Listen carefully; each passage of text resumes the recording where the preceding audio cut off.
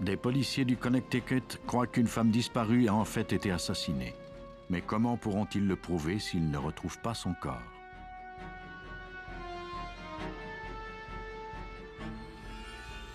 Après 14 ans de recherche, on retrouve un squelette dans un puits. Les experts auront-ils assez d'indices pour reconstituer les événements?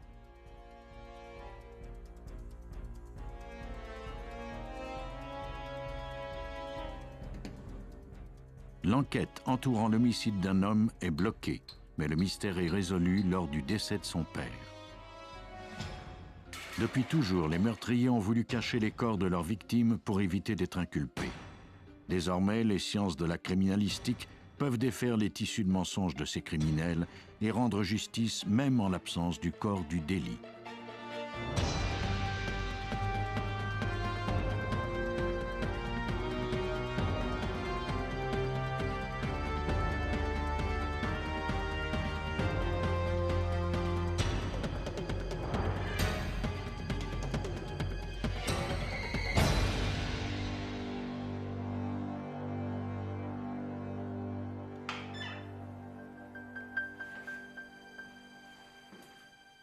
Le cadavre d'une victime est généralement le premier indice important lors de l'enquête d'un homicide.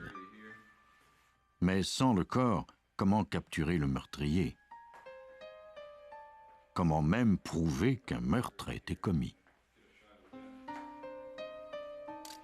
En novembre 1986, la police d'État du Connecticut était aux prises avec ce problème. Dans la ville paisible de Newton, Helle Crafts, une hôtesse de l'air de 38 ans, avait disparu.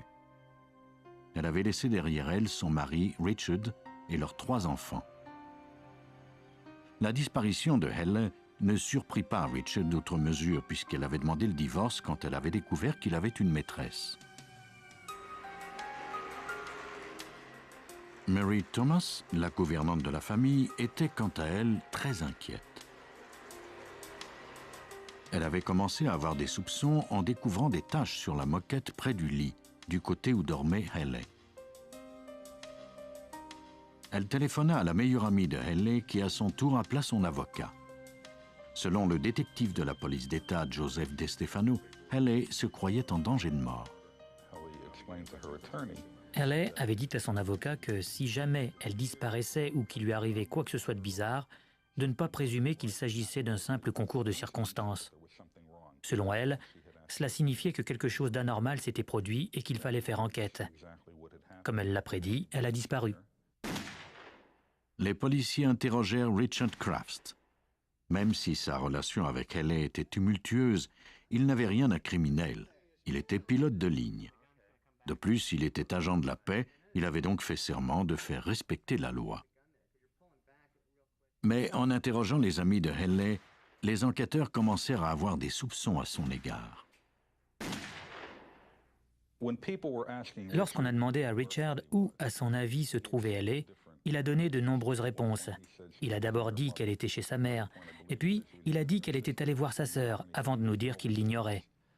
Cela ne correspondait pas aux réponses qu'on obtient en général d'un mari dont la femme vient de disparaître. Cela a commencé à semer des doutes dans notre esprit. Les policiers disposaient maintenant d'assez d'informations pour obtenir un mandat de perquisition. Ils ignoraient cependant encore s'ils avaient affaire à un homicide. Nous n'avions pas de réponse, que des questions. Les enquêteurs espéraient que la chambre à coucher des Crafts fournirait des pistes. Quand ils disposèrent enfin du mandat de perquisition, ils constatèrent que la chambre était vide. Crafts se justifia en déclarant qu'il avait décidé de changer la moquette. Tentait-il de dissimuler des indices? Richard Crafts partit alors en Floride pour la période des fêtes. Il avait plus d'une longueur d'avance sur les policiers. Quelque chose s'était produit dans cette chambre, mais il fallait espérer que le suspect n'avait pas éliminé tous les indices. Certains des meubles avaient été temporairement placés au sous-sol. Avant de commencer leur examen, les enquêteurs appelèrent une amie de Helle afin qu'elle leur décrive la disposition des meubles dans la chambre. Une fois les meubles remis en place, l'équipe d'experts remarqua des taches de sang sur le côté du matelas. On fit appel à l'expert Henry Lee pour interpréter les éclaboussures de sang. En général, lorsqu'on frappe quelqu'un une seule fois, il n'y a pas d'éclaboussure. Le sang afflue autour de la blessure. C'est la deuxième fois qu'on assène le coup qu'il se produit des éclaboussures de sang. En examinant la grosseur des taches et l'endroit où elles avaient abouti, Lee put déterminer que le sang avait été projeté à une vitesse moyenne. Cela donnait certaines indications sur l'arme du crime. Il devait s'agir d'un objet contondant, mais il était impossible de savoir s'il s'agissait d'un marteau, d'une hache ou d'une lampe de poche. Cela pouvait être n'importe lequel de ces objets. Une chose était certaine, un meurtre avait bien été commis dans cette chambre.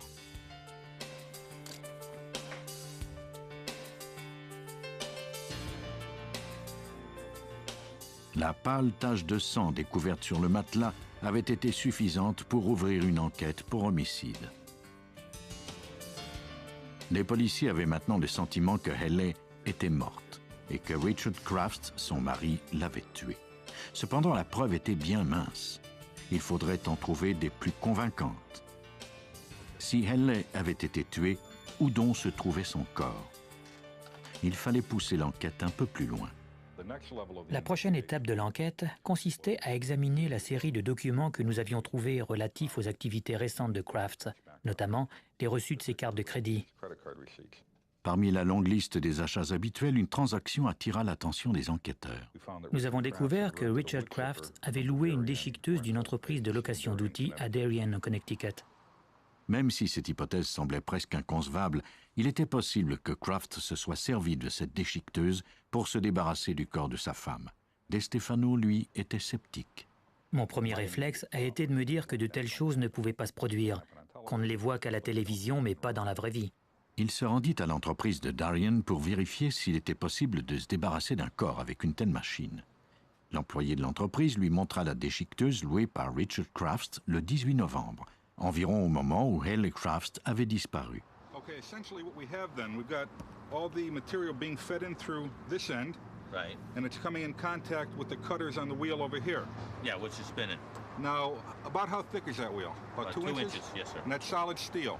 Yeah, it weighs about 900 pounds. 900 pounds. Those blades, one on either side. So once that wheel gets moving, nothing stops it.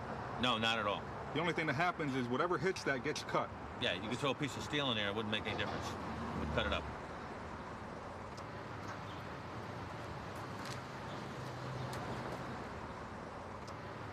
You say that opens up about 12 inches? About 12 inches, yeah. So 1,200 RPMs with a 900-pound piece of metal, two 12-inch blades. No way anything's going to stop that. Not at all.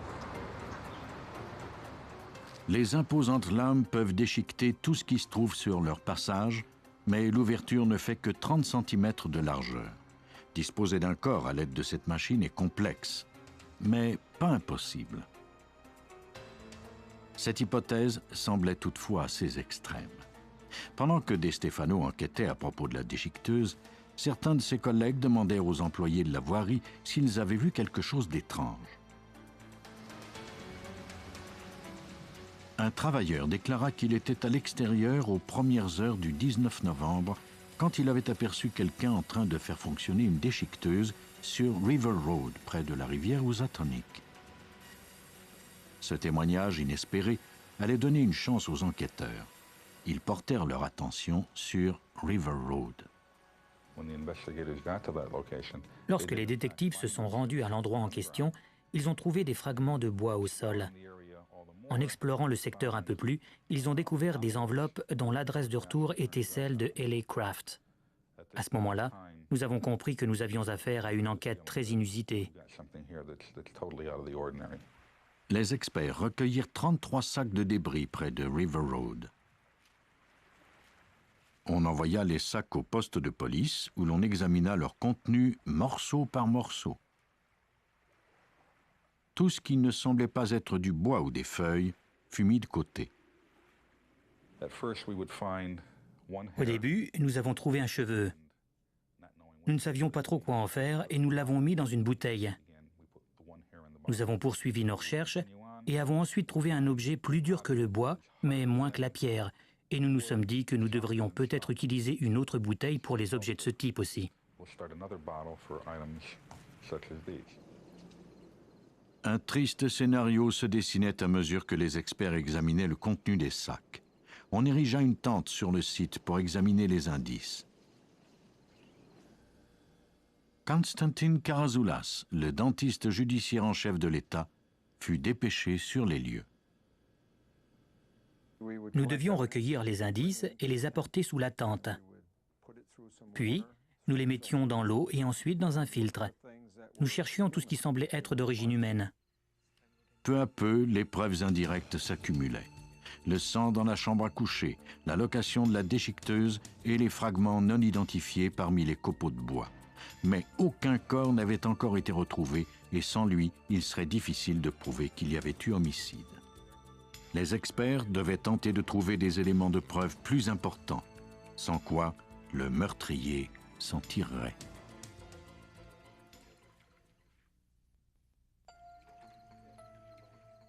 Pendant que l'on recueillait des indices près de River Road, les policiers interrogeaient des témoins potentiels. L'un d'eux avait aperçu un homme avec une déchiqueteuse le 19 novembre sur un pont à environ 2 km du site de River Road. On y envoya des plongeurs fouiller le fond de la rivière. Sous un pont, il n'est pas rare de trouver toutes sortes de vieux objets abandonnés dans les eaux. C'est le dépotoir de prédilection des vandales, un lieu où il est facile de se débarrasser de choses ni vues ni connues. La plupart du temps, on n'y trouve que des objets sans valeur. Quelquefois, par contre, Dan Lewis était l'un des plongeurs affectés à cette enquête. Nous cherchions tout ce qui aurait pu servir d'arme ou de contenant, et bien sûr des restes humains.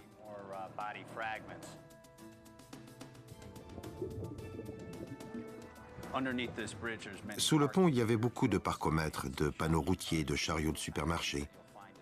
Le genre d'objet qu'on retrouve là fréquemment. Quelque chose comme une scie mécanique ou une arme quelconque était par contre complètement inhabituel. Quand ils sont sortis de l'eau avec la scie, nous nous doutions bien que cela était relié à l'affaire.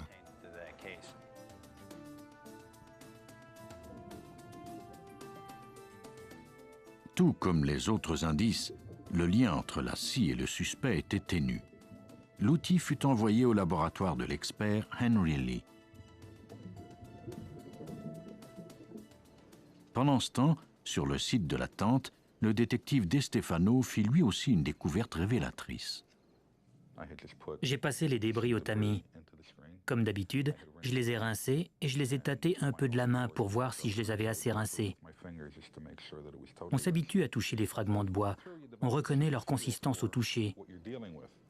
J'ai senti que quelque chose n'était pas de la même matière, c'était un peu visqueux. J'ai pris le fragment et je l'ai mis sous une lumière pour mieux le voir. C'était le bout d'un doigt. On ne pouvait pas encore prouver qu'il s'agissait du doigt de Haley, ni déterminer qui était le meurtrier. Mais de toute évidence, on était confronté à un cas d'homicide. Tous ces fragments deviendraient significatifs au laboratoire lors de l'examen de la scie. On ne jette pas une scie dans une rivière sans avoir une bonne raison.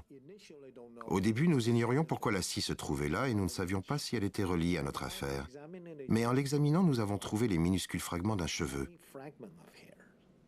Lors de l'examen au microscope, nous avons constaté qu'il était humain.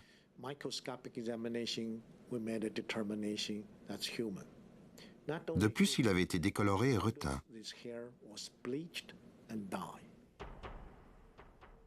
Pour Helen Pagliaro, l'assistante d'Henry Lee, ses cheveux étaient devenus chose courante. Elle en avait déjà trouvé plus de 2000 parmi les fragments de bois examinés.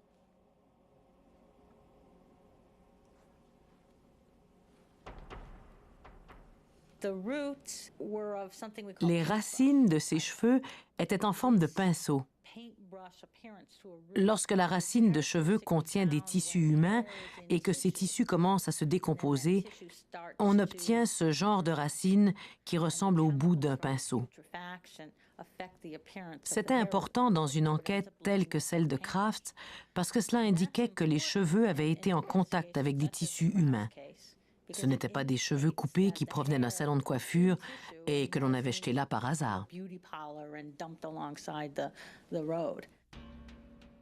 On les compara à des cheveux recueillis à même la brosse de la victime trouvée dans la maison des Crafts.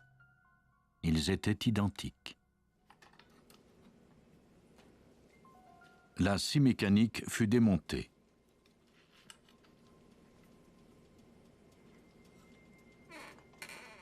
À l'intérieur, on retrouva des fibres de vêtements bleu-vert, des restes de chair et du sang. Les fibres étaient de la même couleur que la chemise de nuit de Haley. La chair fut analysée. Il s'agissait de tissu humain. De plus, le groupe sanguin était le même que celui de Haley Crafts. Il fallait maintenant découvrir à qui la scie appartenait. Il y avait de la rouille sur le numéro de série de l'outil à cause de son séjour prolongé dans l'eau, mais Helen Pagliaro savait comment le déchiffrer. Elle appliqua un produit chimique sur la plaque pour dissoudre les couches de métal corrodées. Elle obtint alors le numéro de série.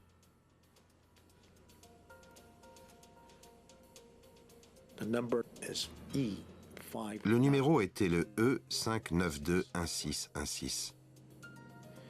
Je me souviendrai sans doute de ce numéro toute ma carrière. On parvint à retracer le détaillant de l'outil. La scie avait été achetée par un certain Richard Crafts. L'analyse de la scie permettrait de mettre en évidence un autre lien entre la victime et son meurtrier. Il restait maintenant au détective à prouver que Haley Crafts était bien morte.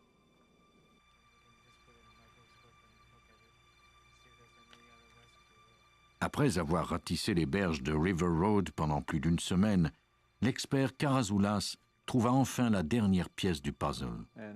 Je me suis penché et j'ai aperçu un objet étrange. Il s'agissait en fait d'une dent humaine. Pour cet expert, cette découverte était d'une importance capitale. Je savais que je pouvais maintenant identifier la victime. Il compara la dent au dossier dentaire de Haley Crafts. C'était bien la sienne. La dent était toujours fichée dans l'os de la mâchoire et un bout de sa racine en avait été coupé.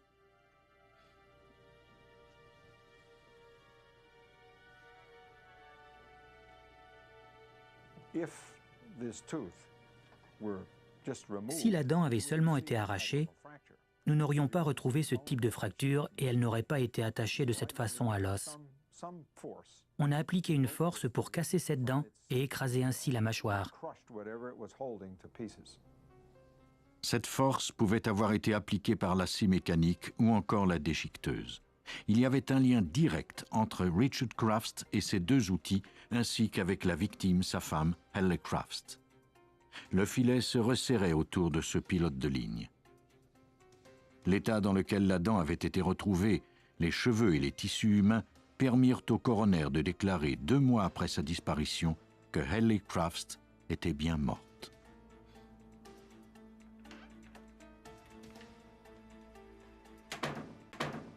Les policiers reconstituèrent les événements à partir des indices recueillis. Au cours de la soirée du 18 novembre, au moment où Haley se préparait à aller se coucher, Richard la frappa à l'aide d'un objet contondant. Il se débarrassa des draps tachés de sang, mais laissa des traces révélatrices sur le tapis et le matelas. Il avait déjà loué la déchiqueteuse, sans doute pour une raison valable. Puis il se rendit compte qu'il avait l'occasion de tuer sa femme et de se débarrasser de son corps grâce à la machine. L'embouchure n'était cependant pas assez grande, d'où l'idée d'utiliser une scie mécanique. 170 grammes de tissu humain seulement ont été retrouvés, soit moins d'1 millième du corps de Haley Crafts. Heureusement, cela a suffi pour clore l'enquête. Pour son crime, Richard Crafts fut condamné à 50 ans d'emprisonnement. Même si on a dû faire appel à toute une équipe d'experts, on a prouvé que c'était lui qui s'était débarrassé du corps. Mais la majorité des gens ne disposent pas toujours d'autant de ressources. Une femme mettrait 14 ans de sa vie à tenter de retrouver sa sœur. Eva DeHart désirait plus que tout avoir du bon temps dans la vie, mais elle se retrouva avec des personnes peu recommandables. Son cercle d'amis était formé d'un groupe hétéroclite de sympathisants motards. En 1982, il représentait une certaine menace pour la petite ville de Fredericksburg, en Virginie. Ils passaient le plus clair de leur temps au bar le Joker's Wild.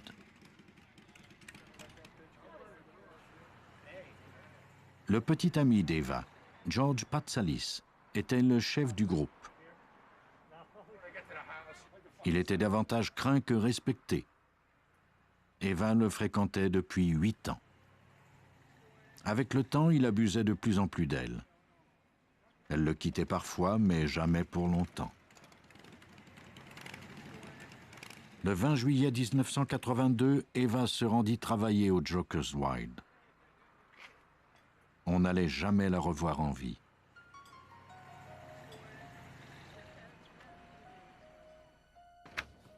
Le lendemain, la famille d'Eva constata qu'elle n'était pas rentrée et appela le service de police de Stafford County. Le détective Billy Bowler nous raconte comment l'enquête a commencé. Au début, nous avons ouvert une enquête pour personnes disparues. Notre shérif était alors le détective en chef. C'est lui qui a commencé cette enquête. Il a interrogé les membres de sa famille et Patsalis. Ce dernier lui a remis une lettre d'Eva. Les membres de sa famille ont confirmé qu'il s'agissait bien de son écriture. C'était une lettre dans laquelle elle lui annonçait qu'elle le quittait et qu'elle ne reviendrait pas. Si George savait où Eva était allée, il ne le dit pas. Pas plus d'ailleurs que les autres personnes interrogées. Sans aucune piste ni indice qu'un crime avait été commis, l'enquête piétinait. Je crois que Patsalis a été un suspect dès le départ, mais personne ne disposait de la moindre information. Il n'y avait pas de corps ni d'indices. Eva DeHart avait disparu. Les membres de la famille d'Eva étaient inconsolables. Debbie, la sœur d'Eva, soupçonnait qu'il y avait un pacte de silence au sein du groupe du Joker's Wild. Elle trouvait également que les policiers prenaient l'enquête à la légère. Pour retrouver Eva, elle savait qu'elle devrait poursuivre l'enquête seule. Debbie DeHart était résolue à découvrir la vérité à propos de la disparition de sa sœur. Elle n'hésita pas à harceler les membres du groupe du Joker's Wild l'un après l'autre. Elle les interrogea et nota tout. Elle savait que son seul espoir de retrouver sa sœur était de tirer le maximum d'informations des membres du gang. D'ailleurs, ces individus avaient toujours prétendu être les amis d'Eva. Malheureusement, aucun d'entre eux ne voulait parler. Ils craignaient trop George Patsalis.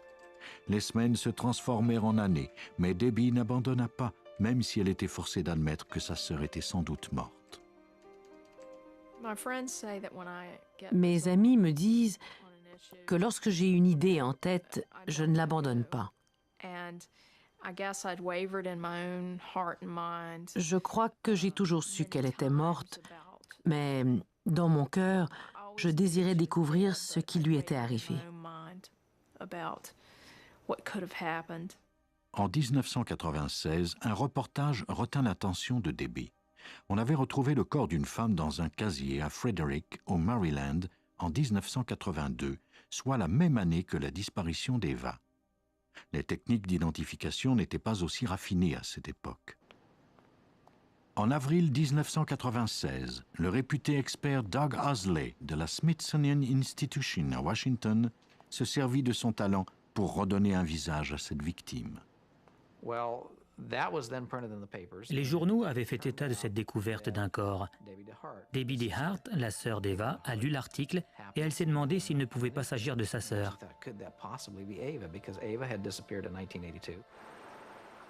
Encouragée par la description sommaire du corps de la victime, Debbie obtint le dossier dentaire d'Eva pour qu'Osley puisse effectuer des comparaisons d'usage.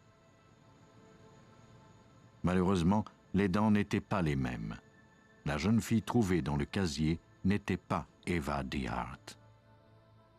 La quête de Debbie ne semblait jamais vouloir se terminer. Heureusement, la jeune fille du casier allait l'aider malgré tout. On a fait beaucoup de publicité autour de l'affaire. Les gens de la télé et des médias me talonnaient. Ils m'ont interviewé à quelques reprises. Cela a eu pour effet d'attiser l'intérêt du public. Après 14 ans sans relâche, l'enquête de Debbie faisait enfin des progrès. C'était sa dernière chance.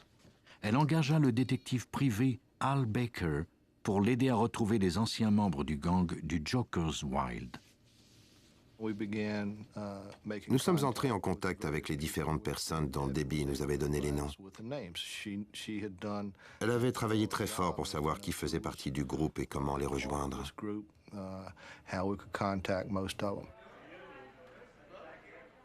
Aucun d'entre eux ne put fournir d'informations précises.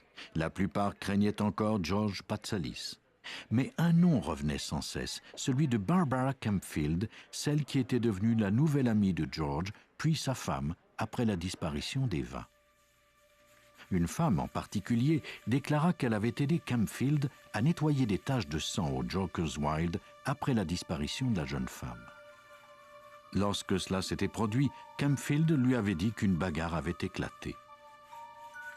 Peut-être Barbara Campfield savait-elle quelque chose? Et si oui, quoi? Debbie avait déjà tenté de lui soutirer des informations, mais n'avait rien obtenu. Baker prit la relève. J'ai commencé par me présenter. Je lui ai remis ma carte de visite et mes numéros de téléphone. Je lui ai calmement expliqué que la famille DeHart et moi-même enquêtions et que nous n'avions nullement l'intention d'abandonner. Nous étions résolus à parler avec tous ceux que nous pourrions retrouver et comptions bien découvrir ce qui était arrivé à Eva. Barbara Campfield coopéra avec le détective Baller et le service de police de Stafford County. Elle conduisit les policiers à une maison abandonnée à l'extérieur de la ville. Campfield déclara que la nuit où Eva avait disparu, George Patsalis lui avait demandé de l'aider à jeter quelque chose de lourd dans un puits. Il lui demanda de ne poser aucune question. Elle n'avait jamais osé le faire. On nous a indiqué où se trouvait le puits. Nous avons dès lors obtenu un mandat pour fouiller la propriété. Nous nous sommes rendus accompagnés de la police d'État, de membres du bureau du shérif d'Orange County et du service d'incendie de Fairfax County. Nous avons demandé au service d'incendie de nous aider à descendre dans le puits. Après s'être assurés qu'il ne courait aucun danger, les membres de l'équipe de sauvetage descendirent lentement dans les profondeurs du puits. Le trou était d'une largeur de 60 cm et d'une profondeur de 6 mètres. Bientôt, les hommes firent monter des seaux pleins de terre et de débris. Les feuilles et la terre s'étaient accumulées avec les années. Puis, ils commencèrent à trouver des ossements. On les déposa par terre près du puits pour que l'anthropologue puisse les examiner et évaluer ce qui pouvait encore manquer au squelette. Il n'y avait aucun doute sur le fait que les ossements étaient humains et que c'étaient ceux d'une femme. On compara la mâchoire retrouvée à celle des radios du dossier dentaire d'Eva avant de confirmer les résultats. La sœur de Debbie DeHart avait finalement été retrouvée. Il était préférable pour nous de la retrouver que de ne jamais savoir ce qui lui était arrivé. Sinon, nous n'aurions jamais su à quel point notre blessure était profonde et celle-ci n'aurait pas cessé de nous faire souffrir. Pour découvrir la cause de sa mort, Owsley étudia les ossements centimètre par centimètre, notamment toutes les fractures. Avait-elle été assassinée à un autre endroit que celui où on l'avait retrouvée? Est-ce que c'était plutôt la chute de 6 mètres qui lui avait coûté la vie, ou avait-elle été abandonnée en vie au fond du puits? Les blessures causées par la chute se limitaient aux membres inférieurs de son corps. Les fractures aux pieds, aux tibias, aux os des cuisses et au bassin étaient le résultat de la chute dans le puits. Lorsqu'on l'a laissée tomber, ses pieds ont heurté le fond et c'est ce qui les a causés. Quand le tibia est soumis à une force de cette importance, la jointure du genou se coince. En examinant le bout du fémur, on voit que ces parties s'emboîtent ainsi. La pression comprime la portion distale du fémur et cause la fracture ici. Suite à l'examen des ossements d'Eva, Owsley en conclut qu'elle était sans doute morte au moment où on avait jeté son corps dans le puits. 4 os de son visage ont été cassés lors du coup, c'est-à-dire une partie du maxillaire droit, du maxillaire gauche et les 2 os du nez. Ces derniers ont littéralement été arrachés et l'on peut voir que le coup est parti de la droite vers la gauche et de bas en haut, parce qu'il y a un angle un peu oblique à l'os nasal. On ne voit pas la trace d'un outil ou d'une arme spécifique. Apparemment, la blessure a été infligée d'un coup de poing. Aucune partie du squelette n'était exempte de blessures. C'était un meurtre sauvage. C'est la seule façon de le décrire. Je crois que le coup au visage aurait suffi à lui seul à la tuer. Il était tout simplement résolu à éliminer cette femme. George Patsalis vivait maintenant en Floride. Il fut accusé du meurtre d'Eva DeHart. Lors du procès, Owsley présenta les ossements d'Eva au jury. C'était comme si Eva elle-même témoignait contre son meurtrier.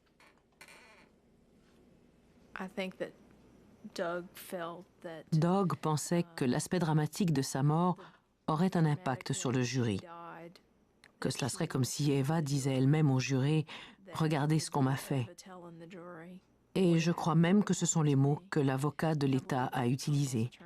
« Regardez ce qu'on m'a fait ». Le 8 octobre 1997, George Patsalis fut condamné à la prison à vie pour son crime. L'affaire Eva DeHart a été résolue grâce à la criminalistique, au travail des détectives et aux témoignages. Mais qu'en est-il lorsqu'il n'y a aucun témoin, ni scène du crime ou trace du corps? Tous les habitants de New Albany, dans l'Indiana, savaient qu'Eric Humbert et Jonathan Whitesides étaient les meilleurs amis du monde. Ils travaillaient ensemble pour le service de géologie américain et partageaient des activités après le travail et pendant les week-ends. Au cours de la soirée du 15 janvier 1991, après une partie de basket-ball avec des collègues, les 2 hommes se rendirent en voiture à un atelier de mécanique. La voiture de Whitesides devait être réparée. Ils la laissèrent avant de partir. Mais à 21h30, Humbert n'était toujours pas rentré chez lui. Missy, sa femme, déclara qu'elle avait alors appelé chez les Whitesides pour savoir s'il l'avait vu. Jonathan lui dit qu'Eric venait tout juste de partir et qu'il arriverait sans doute dans quelques minutes. Mais les minutes se transformèrent en heures. À 2 heures du matin, Missy téléphona de nouveau chez les Whitesides. Eric n'était pas encore rentré et elle était très inquiète. Jonathan lui dit qu'il partait immédiatement chez elle. Eric ne devait jamais rentrer. Missy parla à la police le lendemain, mais elle ne signala officiellement la disparition d'Eric que 2 semaines plus tard. La relation entre elle et lui était tendue et elle avait présumé qu'il avait décidé de prendre un peu de temps à lui seul. Elle était maintenant convaincue que quelque chose d'horrible lui était arrivé. Eric était parti trop longtemps. Il n'aurait jamais laissé ainsi son fils de 18 mois. Ce n'était pas dans ses habitudes. Le détective Keith Whitlaw de la police de New Albany menait cette enquête. Nous avons commencé par interroger ses collègues. Une rumeur circulait à l'effet qu'Eric avait une maîtresse dans un autre État. Nous avons interrogé cette femme et elle nous a dit qu'elle ne l'avait pas vu. Sa disparition était un mystère pour tout le monde. De plus, son automobile avait également disparu. Le détective obtint une information intrigante en interrogeant les collègues de Missy, la femme d'Eric. Jonathan allait souvent la chercher à son bureau. Certains croyaient même qu'ils avaient une liaison. Jonathan Whitesides était au centre des soupçons, même s'il n'y avait pas encore le moindre indice qu'un crime ait été commis.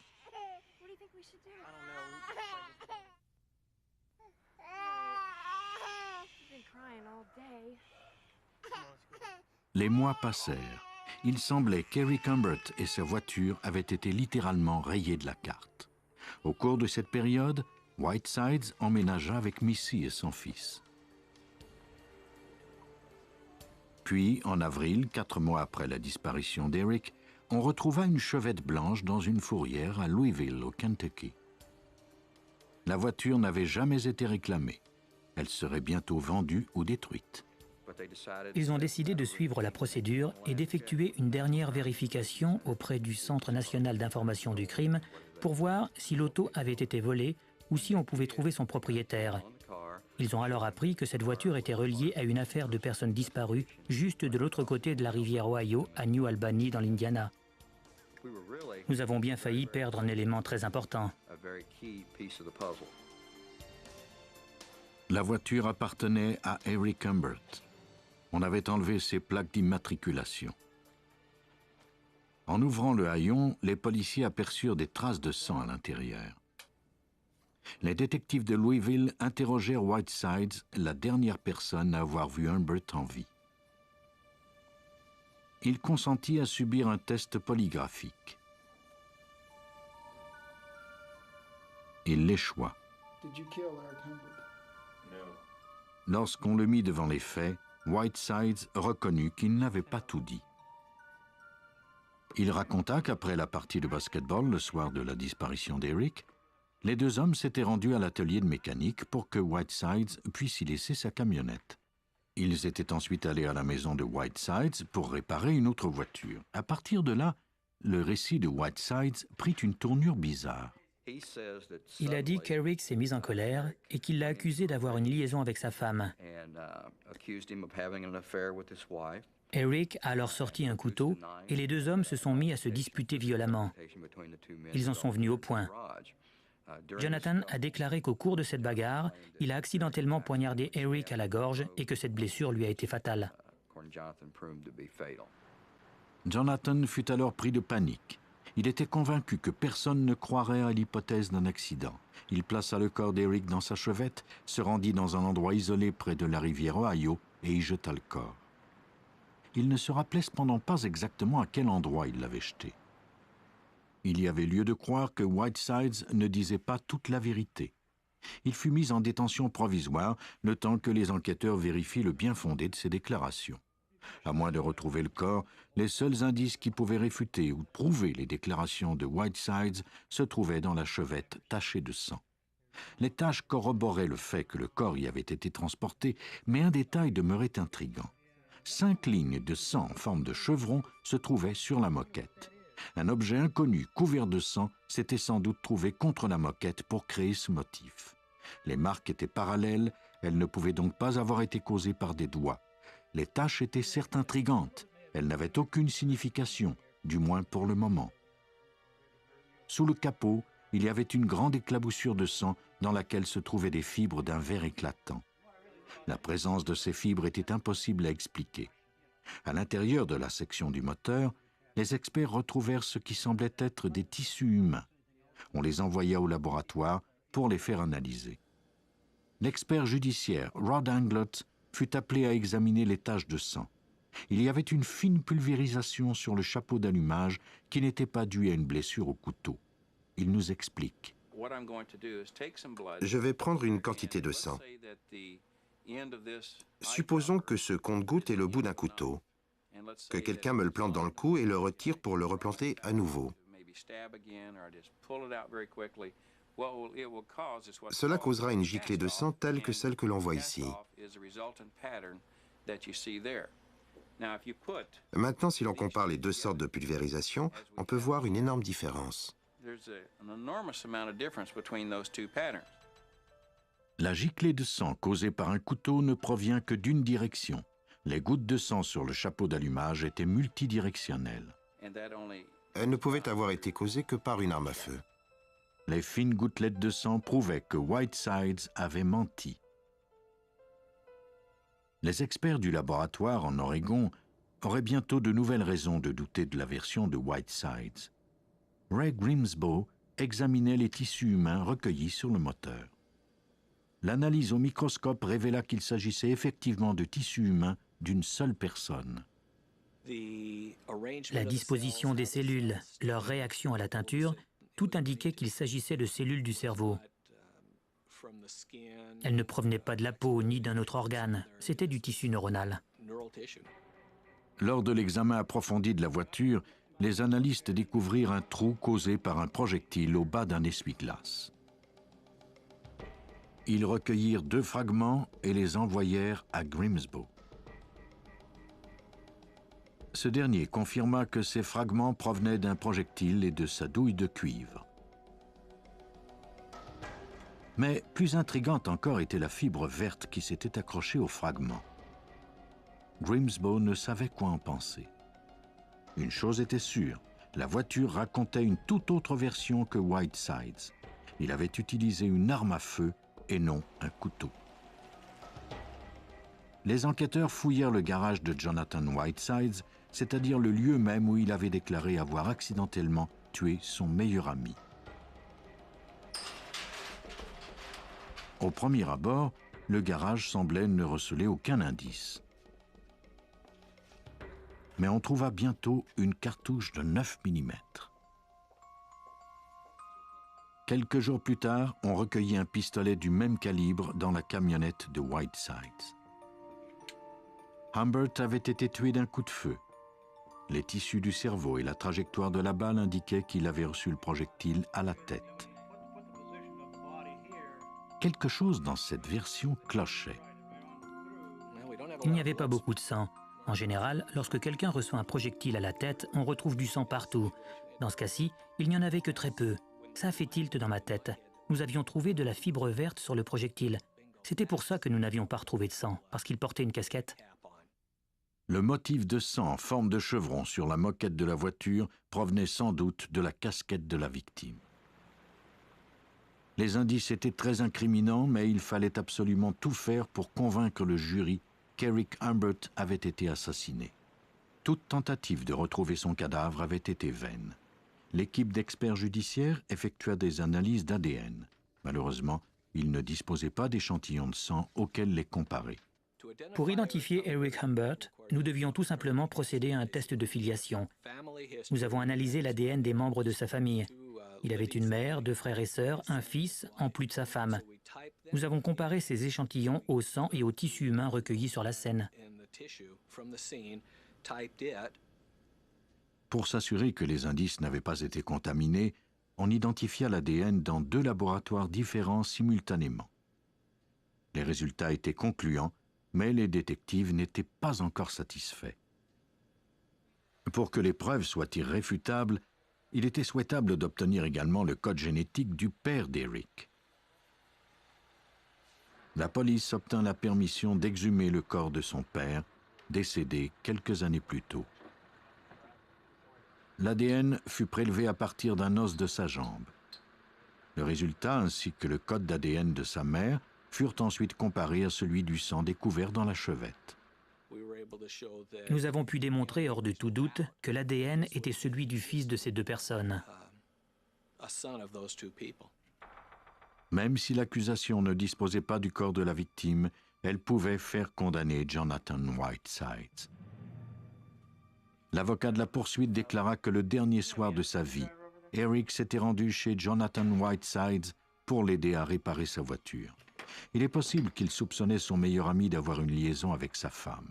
Il ignorait toutefois à quel point cet ami voulait se débarrasser de lui. Humbert se pencha en avant de sa voiture pour montrer à Whitesides de quelle façon il l'avait réparée. C'est alors que son ami sortit son pistolet de 9 mm et lui tira une balle dans la nuque à bout portant. Il plaça ensuite le corps d'Eric dans la partie arrière de la chevette, s'en débarrassa, puis abandonna le véhicule. Il croyait qu'il avait éliminé tous les indices. Mais il avait tort. Le jury délibéra pendant 45 minutes avant de trouver Jonathan Whitesides coupable de meurtre. Il fut condamné à 50 ans d'incarcération. Quant au corps d'Eric Humbert, il n'a pas encore été retrouvé. Après la condamnation de Jonathan, la mère d'Eric m'a agrippé par le bras et m'a supplié de ne pas abandonner les recherches. Ce qui est ironique, c'est que chaque fois que j'entends parler qu'un corps a été retrouvé, je cherche toujours à vérifier s'il s'agit d'Eric.